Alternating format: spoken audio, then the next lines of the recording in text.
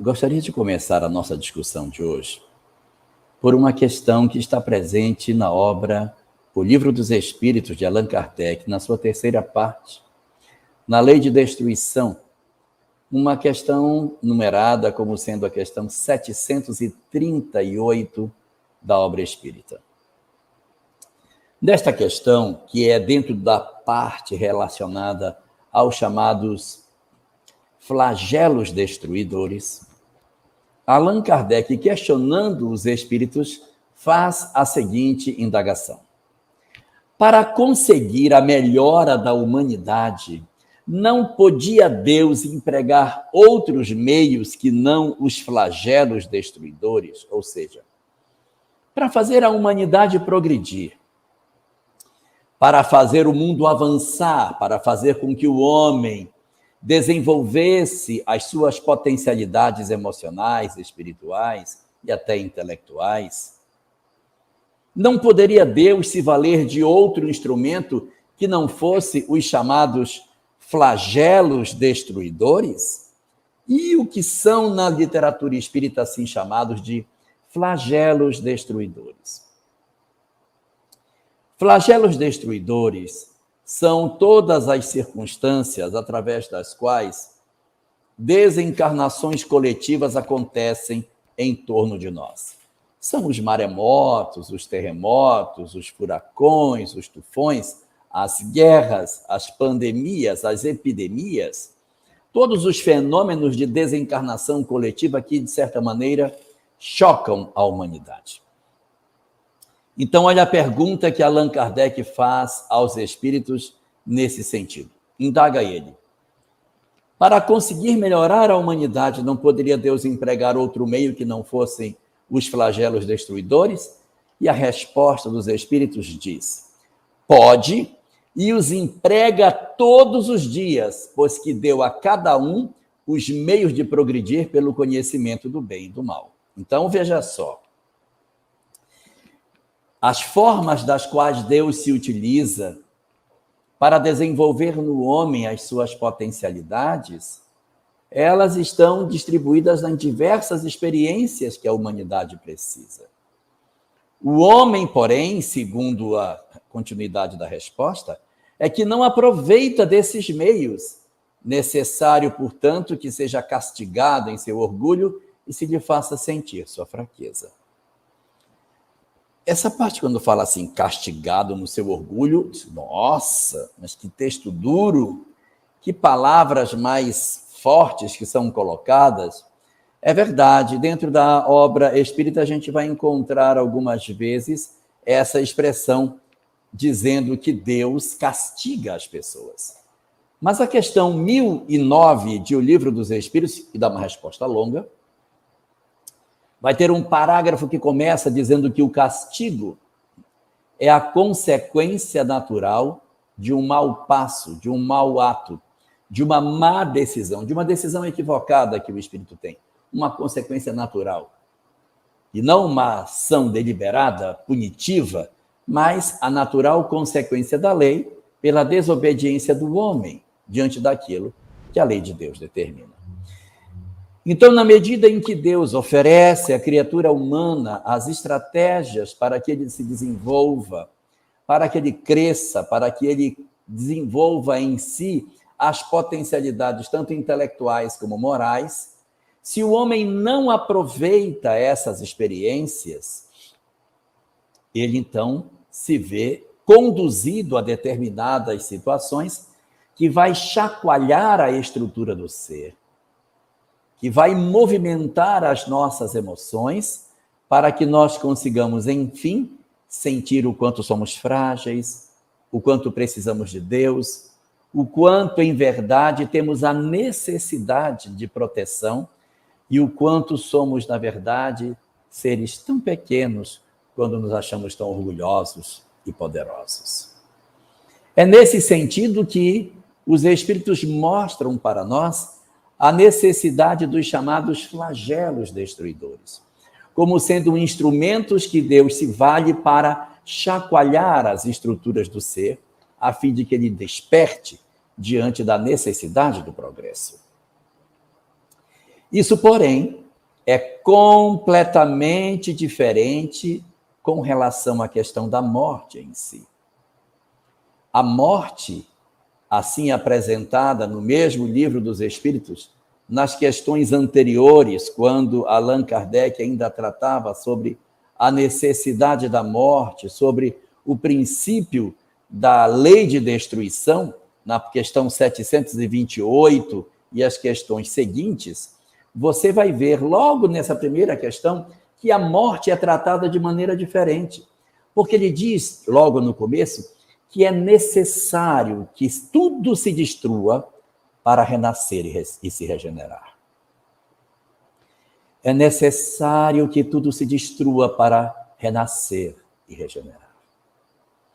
O objetivo da morte, o objetivo desse fenômeno da decomposição é para que as coisas se destruam, para que elas se reconstruam, para que elas se refaçam dentro de um novo cenário, dentro de uma nova perspectiva de renovação, de regeneração e de progresso. Imagine se nós fôssemos viver durante a existência de 1.000, 2.000, 5.000, 10.000 anos. Como que nós evoluiríamos? Que progresso nós conseguiríamos alcançar se nós fôssemos indivíduos que habitássemos corpos de 10.000 anos? Você conviver com alguém difícil, 10.000 anos. Então, a benefício das criaturas, tudo na vida se renova. Tudo na vida passa por esse fenômeno natural da transformação. A desencarnação, a morte, a destruição faz parte do grande mecanismo da vida, porque é por essa destruição, essa aparente destruição das coisas, e essa reconstrução das coisas é que opera-se de maneira mais efetiva o progresso. Como nós temos existências mais curtas, existências assim, digamos, de um século, na medida em que consideramos que a gente vive, grosso modo, 100 anos, 80, 70 anos, nós nos renovamos com muito mais rapidez. Nós desencarnamos, repensamos, voltamos, somos criança. Veja a genialidade da vida em oportunizar aos espíritos a dinâmica do existir e do retornar, do existir, deixar de estar entre os homens, voltar ao mundo espiritual, voltar novamente. Esse fluxo e refluxo é mágico, porque ele oportuniza às criaturas esse dom do refazimento dos seus conceitos, que não nos seria, absolutamente não nos seria fácil, se nós nos arvorássemos de permanecer na Terra por séculos ou até milênios, investindo o mesmo corpo, a mesma história, as mesmas lembranças, os mesmos equívocos. Meu Deus, onde estaríamos nós se ainda mantivéssemos os mesmos corpos que habitamos durante a Idade Média? Então, renascer e voltar ao mundo espiritual é a dinâmica do próprio processo que a vida tem para nos oferecer. E aí, quando nós comparamos isso com o que está disposto na parte relacionada aos flagelos destruidores, quando Allan Kardec pergunta, na questão 738, se isso é necessário, não, o flagelo destruidor realmente ele não é necessário. Ele só se opera em virtude das nossas fragilidades. Então, a humanidade, ela poderia, sim, caminhar sem a necessidade dos flagelos, poderia. Mas ela não caminharia sem a necessidade da desencarnação. O homem precisa desencarnar e reencarnar, mas esses fenômenos coletivos, agrupados, intensos, fortes, que nos balançam a estrutura da sociedade, esses não seriam necessários, mas quando ocorrem, obedecem ao dispositivo divino de oferecer ao homem a possibilidade de sacudir suas estruturas, para que ele consiga pensar de maneira diferente sobre os valores que ele tem. Então, são duas dinâmicas diferentes. O fenômeno da desencarnação, inevitável, natural no nosso processo evolutivo. Flagelos destruidores, desnecessários, mas às vezes se impõem em virtude das nossas dificuldades, da dureza dos nossos corações, que nos faz com que nós, de certa maneira, nos posicionemos dessa forma. Mas eu queria destacar o ponto que se segue a essa questão 738, quando Allan Kardec mergulha nas questões referentes às vítimas desse processo chamado flagelos destruidores. Olha a pergunta que Kardec faz logo após aquela outra, a 738, que indagava sobre os flagelos. Pergunta Kardec assim, mas nesses flagelos, os flagelos destruidores, os que eram desnecessários, mas que se impuseram por conta da dureza do coração humano, mas nesses flagelos, tanto sucumbe o homem de bem como o perverso. Será justo isso? Por quê? Porque você pode observar, quando tem uma guerra, quando tem uma situação de violência, uma pandemia, um momento de muitas dores, desencarnações coletivas, um acentuado índice de pessoas desencarnando num intervalo de tempo muito curto, nós dizemos, meu Deus, está tudo fora de controle, está desencarnando gente demais, o que está acontecendo? Olha a resposta dos espíritos. Durante a vida, o homem tudo refere a seu corpo. Entretanto, de maneira diversa, ele pensa depois da morte. Ora, conforme temos dito, a vida do corpo bem pouca coisa é. Um século no vosso mundo não passa de um relâmpago na eternidade. Um século no vosso mundo não passa de um relâmpago na eternidade. Logo, nada são os sofrimentos de alguns dias ou de alguns meses de que tantos vos queixais. Olha só, ele está mostrando para nós que a nossa visão de dor, de sofrimento, de perda, de angústia, de falta, de carência, de ausência, que esses fenômenos, em que pese serem fortes, mas eles são fortes pela ótica dos homens, pela maneira como nós, homens, olhamos a vida. Quando nós, que estamos encarnados, olhamos os nossos dramas, nossa, como os nossos fardos nos pesam. Como a vida nos parece difícil. Como as dificuldades são, na verdade, tidas para nós como quase que intransponíveis. E nós, muitas vezes, nos acovardamos diante das nossas provas. Então, nessa hora, nessa ótica, os espíritos vêm falar para nós que as nossas provas, elas são como que um relâmpago na eternidade. As nossas dores de meses, de dias, pouco representam diante daquilo que elas podem nos deixar. Logo, diz assim, logo, nada são os sofrimentos de alguns dias ou de alguns meses de que tanto vos queixais. Representam um ensino que se vos dá e vos servirá para o futuro. Olha a releitura das coisas. Ele está dizendo que os sofrimentos que nós passamos, que as dores que nós atravessamos, elas são, no fundo do fundo, um ensinamento, um aprendizado que nos servirá no futuro. Então, aquelas situações que a gente passa de lágrimas, perda, sofrimento, elas são, na verdade, instrumentos da lei para desenvolver sentimentos em nós que nós ainda não possuímos, para que se brote, faça brotar em nossas almas as percepções espirituais que ainda não temos e assim consigamos alcançar estados emocionais que ainda não conseguimos sentir. E vem, então, a parte que eu mais gosto dessa resposta. Diz assim: os espíritos que pré-existem e sobrevivem a tudo, esses formam o mundo real. Esses são os filhos de Deus e objeto de toda a sua solicitude. Esses são os filhos de Deus. Então, quem são os filhos de Deus? Os filhos de Deus são os espíritos, não são os homens. Os filhos de Deus não são a criatura encarnada, é a alma imortal.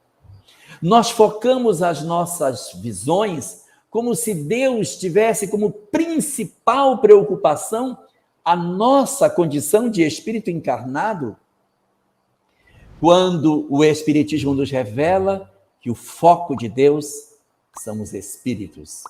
O foco de Deus não é, na verdade, a característica temporal, passageira, fugidia das nossas circunstâncias orgânicas. Não. O objeto de preocupação de Deus, os seus filhos, são os espíritos. E é para esses que Deus volta o seu olhar, procurando a felicidade de seus filhos, e não dos corpos. Isso é muito importante para que nós consigamos entender o olhar que a lei de Deus tem sobre as nossas vidas. O que Deus quer? O que Deus quer? Deus quer a felicidade de seus filhos. Mas quem são os seus filhos? Seus filhos não são os homens, seus filhos são os espíritos. E o que se quer é a sublimação das nossas condições humanas, a superação da nossa pequenez, a vitória das nossas capacidades emocionais sobre as nossas imperfeições, o desenvolvimento dos sentimentos, a vivência do amor. Esse é o objeto das preocupações de Deus. E no fechamento dessa resposta, os espíritos, ainda para reforçar o que eu estou dizendo, comentam assim: os corpos são meros disfarces com que eles aparecem nos... Eles quem? Os espíritos, os filhos de Deus. Os corpos? Os corpos. Os corpos são meros disfarces com os quais eles se apresentam no mundo. Por ocasião das grandes calamidades que dizimam homens, o espetáculo é semelhante a um exército cujos soldados, durante a guerra, ficassem com os seus uniformes estragados, rasgados ou perdidos. O general se preocupa muito mais com os seus soldados do que com os uniformes deles. É fundamental que nós façamos essa releitura do que seja a vida pela ótica espiritual, para que a gente consiga, de certa maneira, levantar um pouco os nossos olhos e perceber o desdobrar espiritual que a vida nos chama, para que as nossas dificuldades não tomem toda a extensão das nossas almas e nos impeçam de perceber em verdade a imensidão de aprendizado que se esconde por trás das nossas aparentes dores. As dores que nós passamos, elas são reais, sem dúvida. Perder um ente querido, retornar do cemitério sem a companhia da pessoa que durante tanto tempo foi nosso parceiro. Saber que aquelas mãos que nos abençoavam no passado não poderão mais nos abençoar. Que a convivência daqueles dias alegres, que os sonhos partilhados não poderão mais se concretizar. Que a casa realmente não vai mais ter a companhia física daquela pessoa que esteve conosco, dói. Dói sim. Dói demais, dói muito. Porque nós fazemos sonhos, nós fazemos expectativas sobre o nosso futuro. E a morte, sem nos perguntar, vem muitas vezes e leva para longe de nós os nossos grandes amores. Sim, é muito doído. Mas é exatamente pelo fato de ser assim tão doloroso que o Espiritismo, na sua função de ser uma doutrina consoladora, vem enxugar as nossas lágrimas para dizer para nós que os indivíduos que partem, em verdade, não desaparecem. que os companheiros que de alguma forma se desembaraçaram do corpo físico voltam para o mundo espiritual para serem em verdade aquilo que de fato são: espíritos. A roupa que vestiam como corpo, tal como definia Krishna no Bhagavad Gita, dizendo que o corpo é a veste do espírito, e que o corpo, portanto, será trocado tantas vezes quantas se fizerem necessárias até alcançarmos a perfeição. Essa veste é exatamente a imagem que os espíritos criam na questão 738A, para definir o que está escrito no Bhagavad Gita, no canto 2º, no item 22. O corpo é a veste do espírito. O verdadeiro é o espírito. O corpo vai se desfazer, porque é da lei que assim seja. Porque é da lei que os espíritos experimentem nos corpos, para que eles promovam, através dessa experiência, o exercício de novas virtudes, de novos conhecimentos, no lapidar das emoções e a construção daquilo que tanto sonhamos.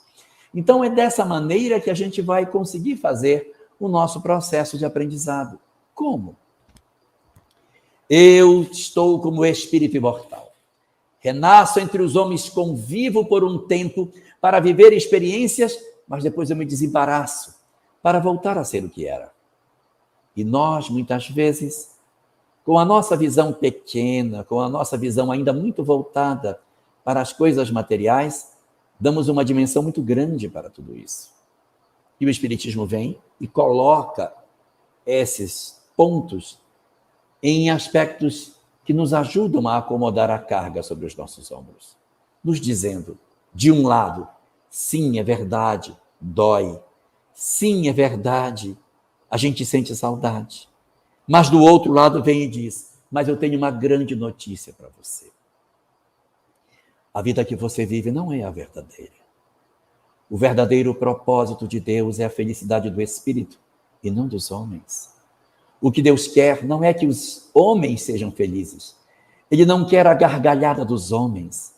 Ele quer a gargalhada dos espíritos.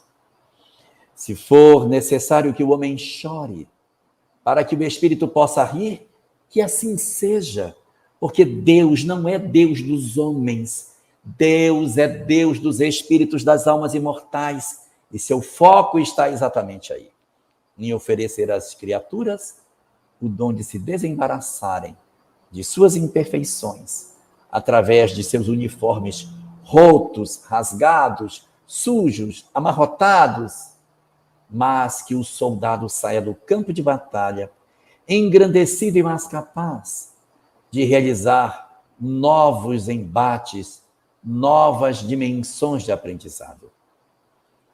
Lembrando que quando falamos de soldados em campo de batalha, dizemos, nossa, mas que imagem pesada.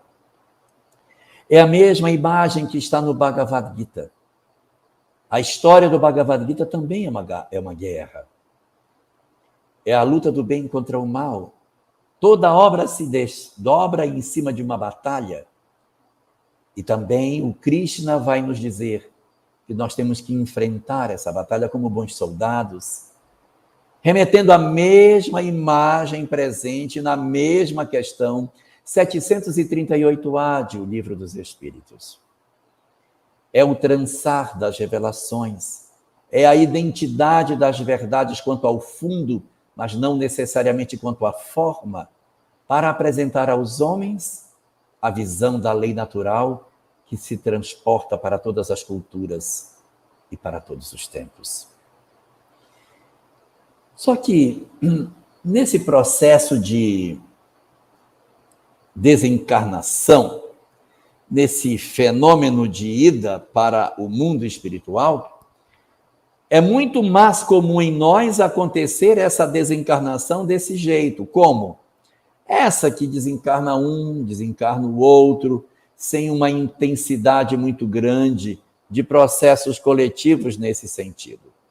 Então, quando nós começamos a observar o que acontece em derredor de nós, nós vamos perceber que se dão dois fenômenos nesse mecanismo da partida do mundo físico. Vamos descobrir que existem as partidas individuais, aquelas em que individualmente os indivíduos partem do mundo físico para o mundo espiritual, e vão existir outras circunstâncias, as coletivas, nas quais uma quantidade bem maior de pessoas partem do mundo físico para o mundo espiritual. Quando é uma quantidade maior de pessoas, vai se caracterizar exatamente esse ponto que estamos vendo. Os chamados flagelos destruidores, que são desencarnações de muitas pessoas num curto intervalo de tempo. Muitas pessoas acham que a desencarnação coletiva, ela é um presságio dos céus, como se indicasse o fim dos tempos, o final da humanidade, o término da nossa história, a catástrofe final, a batalha de Armagedon, as últimas páginas do Apocalipse, o fim da humanidade. Mas isso não é tão verdadeiro assim, sabe? Porque nós já tivemos vários momentos bastante dolorosos na nossa história. No nosso próprio século XX, século XXI, tivemos uma série de epidemias muito pesadas que desencarnaram muitas pessoas. É que o tempo passa e a gente vai esquecendo as ocorrências que já se deram. Há 100 anos atrás, tivemos a chamada gripe espanhola. Levou aproximadamente 33 milhões de pessoas.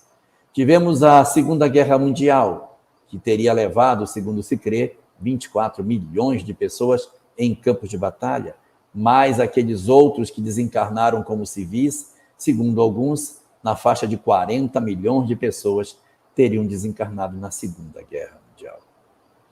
Depois nós tivemos outros incidentes também bastante relevantes de doenças que aconteceram até no nosso próprio século XX. Tivemos epidemias que a gente às vezes esquece, como a epidemia do cólera que nós tivemos logo no começo do nosso milênio, a epidemia de ebola, a epidemia do HN1, acontecida no México e depois espalhada para boa parte do mundo. Tivemos tantas ocorrências desse tipo. A ocorrência da AIDS, que foi como se fosse uma sombra negra, na expectativa de que isso representasse o final da história da humanidade.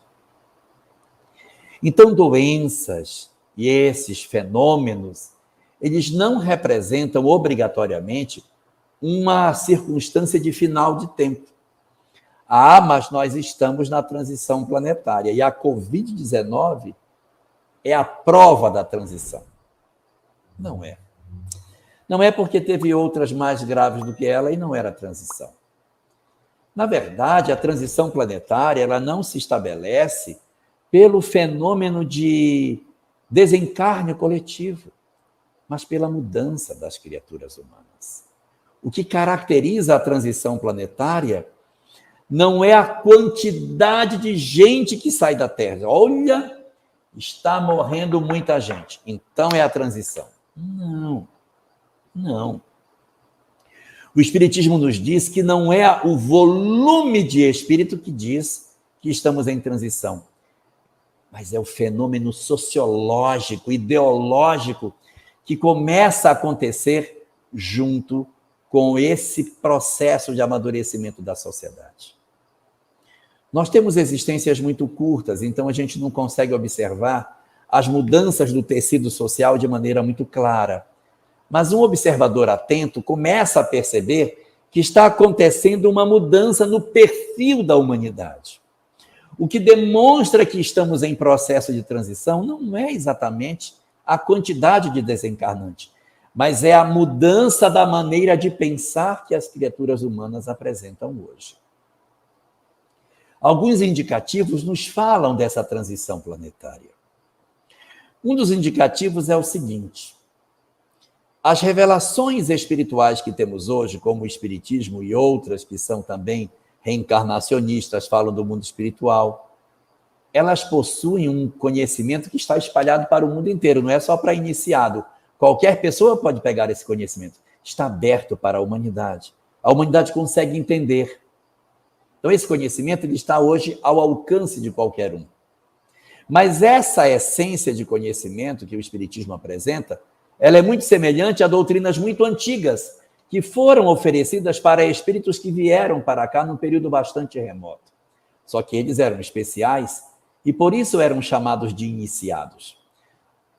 Nós temos hoje a estatura emocional e intelectual que eles tinham. Por isso que eles trazem revelações que são semelhantes à que temos hoje.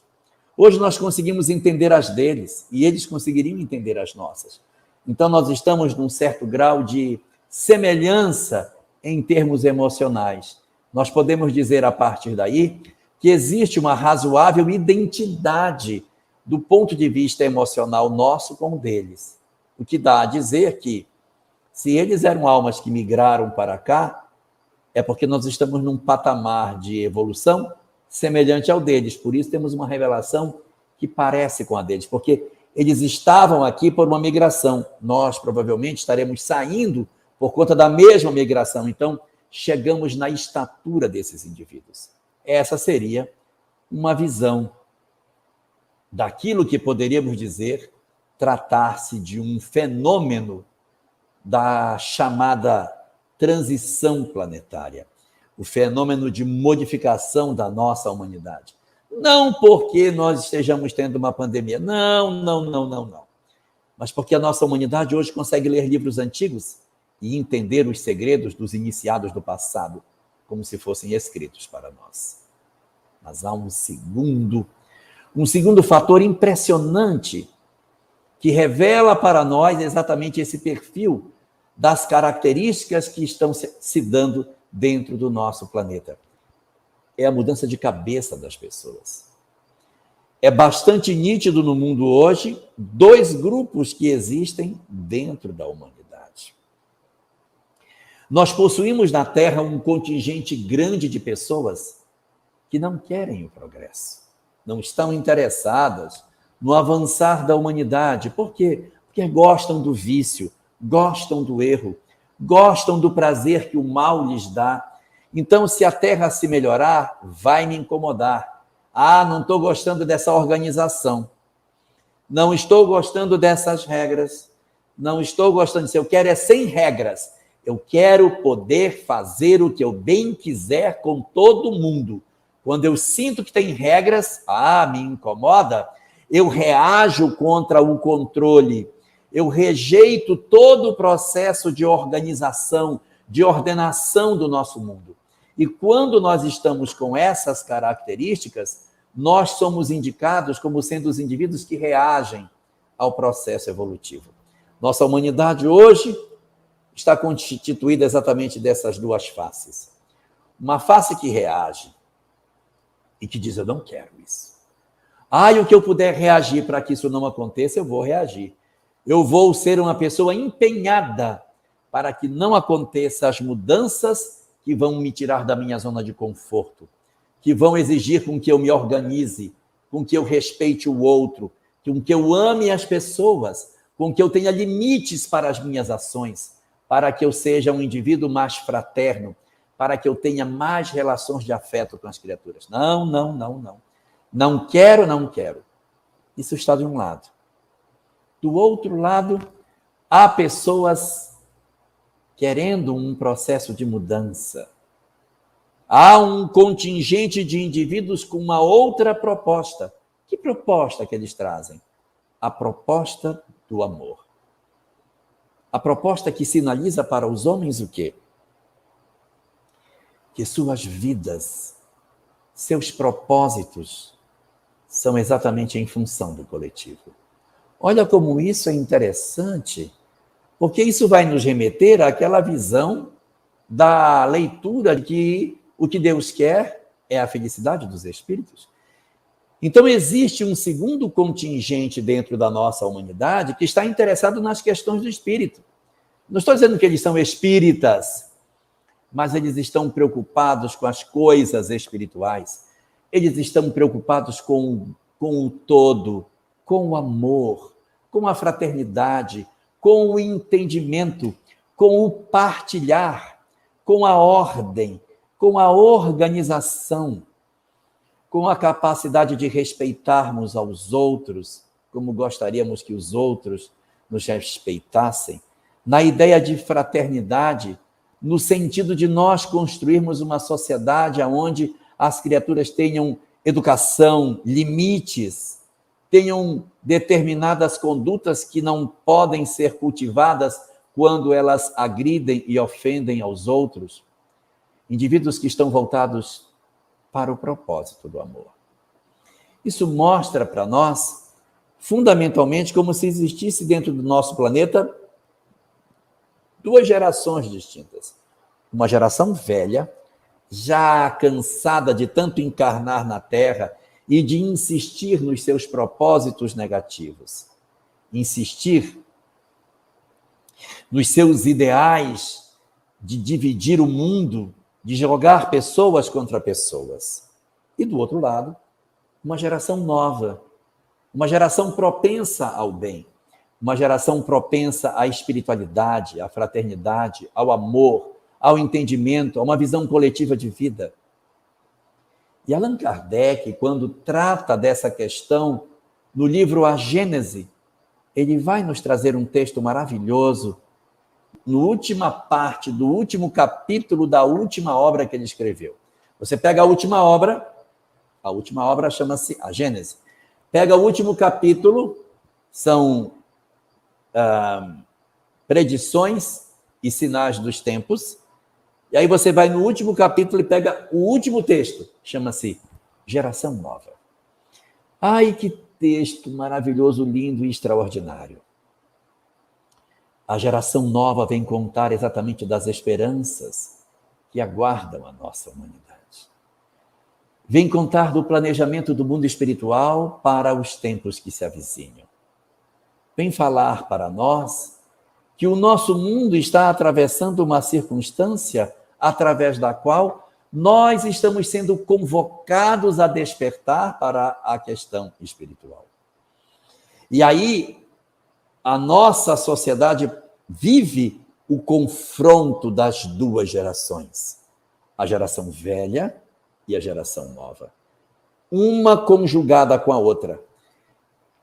Qualquer um de nós é capaz de, olhando a sociedade em que vive, identificar a geração nova e a geração velha. Na geração nova estão todos os indivíduos que querem a paz, a harmonia e o progresso. E na geração velha, os que estão atrás do desequilíbrio e do conflito. Diz esse texto de Allan Kardec que essas duas gerações elas vão conviver na Terra por um período, mas depois não conviverão mais. Porque a geração velha, progressivamente, ela será retirada do planeta. Ela vai partir da Terra. A partir do momento em que nós começamos a observar, nós vamos perceber com que, como revelam as obras espíritas, o fosso do mundo espiritual vai se abrir. Uma quantidade muito grande de entidades perturbadas saem desse fosso e assumem postos de comando ideológicos na Terra, promovendo uma quantidade muito grande de perturbações para provar a nossa resistência ao mal.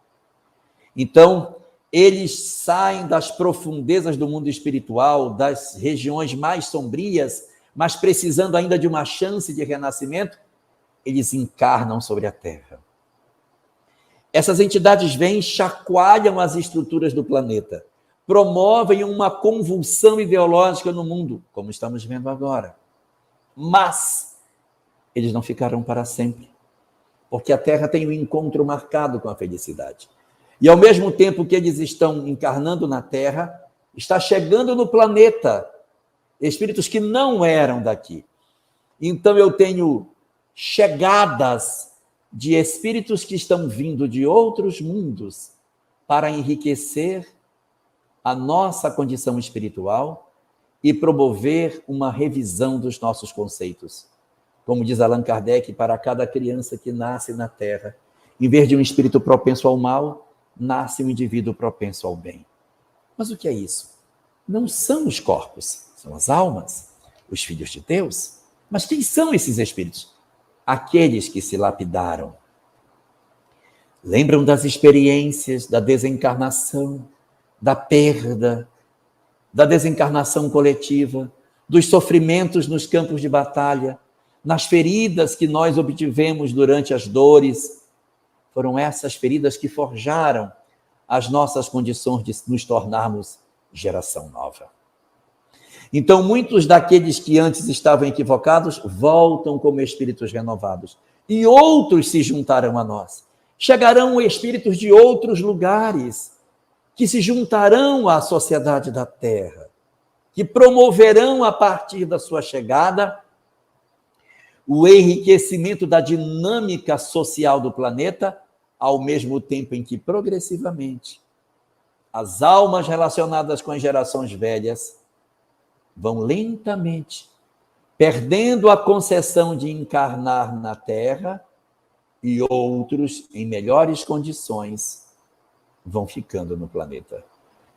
Como se fosse uma panela no fogo para ferver. Ao longo do tempo vai se tirando as partes frias e vai se colocando partes mais quentes. E essa troca, retirando o frio pelo quente, o frio pelo quente, vai transformando o planeta e vai aquecendo ele como um todo. Nós iremos assistir, evidentemente, pela dinâmica que nós estamos vivendo, essas partidas e essas chegadas. As partidas serão muito mais abundantes das almas velhas, que partem do planeta por não terem a condição de permanência na Terra. Mas isso não quer dizer que os que estão partindo nesse momento pela pandemia são almas endividadas obrigatoriamente. Não. Não cabe o raciocínio de dizer, fulano desencarnou coletivamente. Alma endividada, hein? Por isso que ele foi. Não. Nós temos uma série de almas endividadas que desencarnam em períodos de pandemia. Eurípides Barçanufo desencarnou em 1º de novembro de 1918, na gripe espanhola, vítima de pandemia. Nós temos companheiros do movimento espírita, como Sueli, Caldas e Schubert, que desencarnou na pandemia de 2020. Então você vê que a natureza, o gênero da morte, não determina a condição do espírito. Muitas das entidades que estão desencarnando nesse processo de pandemia estão indo porque estão sendo poupadas das provas que a humanidade deverá passar nos próximos anos. São apenas corpos. Elas são retiradas, vão para o mundo espiritual, de lá trabalham, ajudam e aguardam um momento melhor, da terra renovada, daquela condição nossa de podermos fazer uma nova história. Então, eles estavam aqui, sim, estavam aqui, mas eles não precisam ficar nessa condição que estamos, nós ainda precisamos, eles não. Então, eles são retirados, colaborem do lado de lá. Quando a terra melhorar um pouquinho, você volta. Então, muitos companheiros desencarnados nesse trabalho forte da Covid, médicos, enfermeiros, cientistas, estudiosos, pensadores, filósofos, professores, mães, criaturas extraordinárias, estão sendo poupados efetivamente num processo de retirada do planeta para voltar amanhã. Ou seja, eles não estão indo embora da Terra. Eles apenas se retiram para retornar logo em seguida numa nova circunstância. Então, eles, na verdade, não são partida no sentido definitivo, porque eles também serão chegada lá na frente pela condição que eles possuem. Nesse majestoso mecanismo, portanto, que a vida possui, aqueles que forem mais jovens irão conseguir assistir esse lindo balé das almas, em que os espíritos mais comprometidos passarão com o seu balé de dor sobre a face do planeta, tentando impor as suas ideias infelizes, mas que serão vencidos pelo bem, e depois se retirarão após a encenação de sua dança patética. E outras almas, no lindo balé das almas evoluídas, começarão a tomar o lugar desses que partem, e eles então vão fazer a partida da Terra, e nós iremos assistir à chegada da geração nova, que lentamente, não de uma hora para outra, mas lentamente, irá implantar sobre o planeta uma nova ordem social, um novo modelo de sociedade, fruto do amadurecimento daqueles que conseguirão tomar os escombros que nós iremos deixar o mundo velho. Vão se lamentar as oportunidades perdidas, vão lamentar aquilo que nós destruímos, vão reconstruir e vão edificar aqui uma sociedade melhor, fruto das nossas experiências, dos nossos aprendizados. Bendita, portanto, essa doutrina extraordinária que retira de nós o desespero diante da morte e que nos mostra que a vida verdadeira é a vida do Espírito. Bendita essa doutrina que nos fala que nós, espíritos, é que somos os verdadeiros filhos de Deus e que é para eles que se volta a sua solicitude, sua preocupação com a nossa felicidade. Bendita essa doutrina que nos revela os mecanismos da lei de causa e efeito, dos processos dos chamados flagelos destruidores, nos mostrando as formas pelas quais Deus se serve para sensibilizar a alma humana. E feliz de nós, que temos a oportunidade de conhecer essa mensagem cheia de esperança, que nos fala das partidas e chegadas, do destino feliz da humanidade, do progresso da Terra, da chance de construirmos aqui a humanidade melhor, que esse é o destino do planeta, o inamovível destino de fazer aqui um lugar melhor, levando para longe de nós a desesperança, o medo, o temor pela destruição, mas marchar resolutos na direção do amor, por saber que todas as coisas estão sob o comando de Deus, o soberano Senhor do universo, o Senhor dos espíritos, que tudo faz pela felicidade dos seus verdadeiros filhos. Aproveitemos assim as lições extraordinárias que o Espiritismo nos dá e façamos dos nossos dias momentos maravilhosos para facilitarmos com que a geração nova encontre o trabalho tão mais completo quanto possível, para que nós também sejamos integrados nesse grupo e permaneçamos aqui para a continuidade da semeadura do amor, como é o propósito e o desejo de Deus. Vamos orar? Sâmia, uma boa noite para você. Não sei se você ainda está por aí. Uma boa noite, um grande beijo. Amo muito você, muito demais. E muito obrigado pela companhia que você me faz. Muito obrigado pela oportunidade que você me dá de conviver com você. Muito obrigado mesmo. Vamos orar?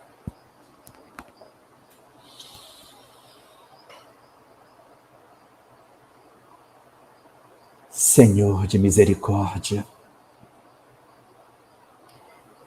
cujo amor infinito se derrama por sobre toda a humanidade, enxugando as lágrimas de todas as criaturas que padecem, através de teus espíritos benfazejos, que ao teu comando descem do mais alto para socorrer as almas que soluçam.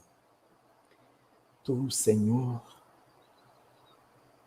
que não te cansas de oferecer a nós as consolações necessárias para que possamos agasalhar sobre os nossos ombros a carga das nossas próprias obrigações.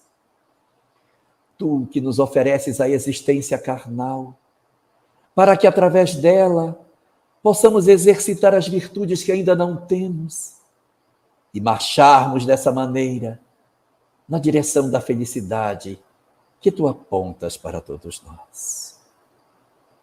Tu, Senhor da vida, que dás a todas as tuas criaturas as experiências que precisamos para que os nossos corações se abram para ti e para que nós nos voltemos para a tua presença e sentamos, enfim, a grandeza da tua misericórdia, da tua solicitude e da força que tu és capaz de nos oferecer. A ti, Senhor da vida, que nos concedeste o dom da imortalidade. A ti endereçamos nesse momento os nossos sentimentos em prece. para te suplicar, Senhor, por todos aqueles que padecem. Deita a tua misericórdia infinita sobre todos os teus filhos sobre a terra. Retira de nós os fluidos que forem necessários, para que tu possas socorrer as almas que soluçam, Senhor. Que os espíritos que nos tutelam, que conhecem o que se passa na intimidade do nosso ser,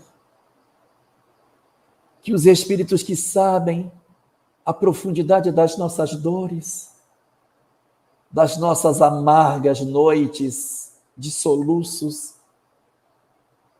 os espíritos que conhecem as nossas horas de profunda amargura.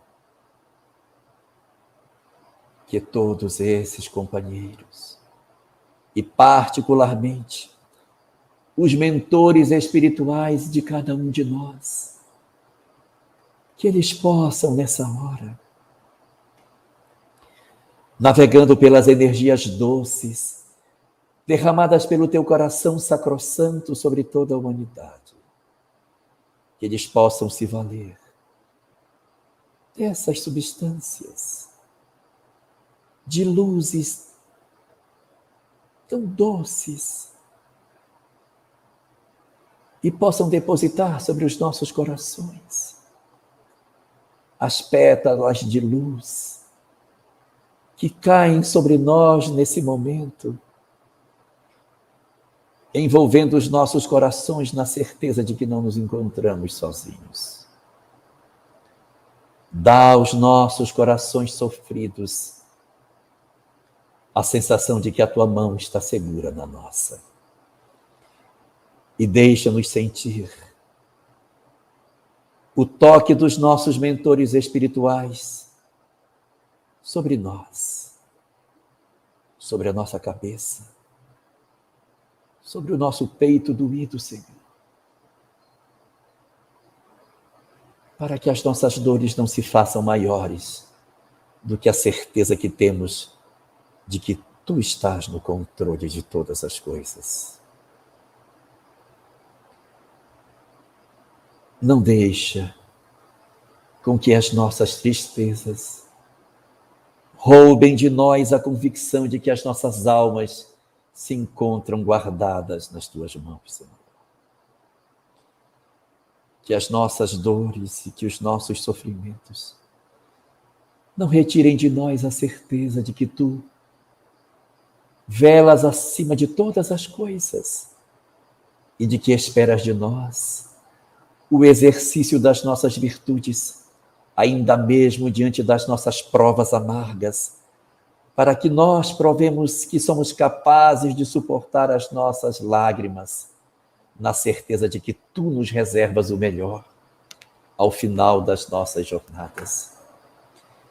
Traz assim, Senhor, para nós a nossa certeza de que tu hás de nos conceder a paz que estamos precisando, a serenidade de espírito que buscamos, a noite tranquila de sono, o fortalecimento da nossa fé, para que acordemos melhores no dia de amanhã e na certeza de que as nossas vidas, Senhor, estão entregues a ti, porque tu tens um destino maravilhoso para todos nós. Dize-nos por fim da imortalidade. Fala nos nossos ouvidos que a vida prossegue para sempre. Canta para os nossos corações que padecem as melodias celestes que tu reservas aos corações que te servem. E dize a todos nós que aqueles a quem tanto amamos nos aguardam, que nos sorriem e que nos abraçam, que contam com a nossa presença nos seus dias futuros e que a morte não nos vai separar daqueles a quem tanto amamos. E é assim, Senhor, convictos da tua presença augusta nas nossas vidas, que nós nos curvamos diante da tua vontade soberana e te dizemos que os nossos corações, ainda que sangrando, ainda que em prantos, sabe que tu reservas para nós momentos de muita paz e de muita felicidade. E é por isso que nos consagramos a ti e te pedimos que tu nos abençoes, que tu nos protejas e que guardes a humanidade inteira sob as tuas bênçãos e a tua infinita proteção de luz.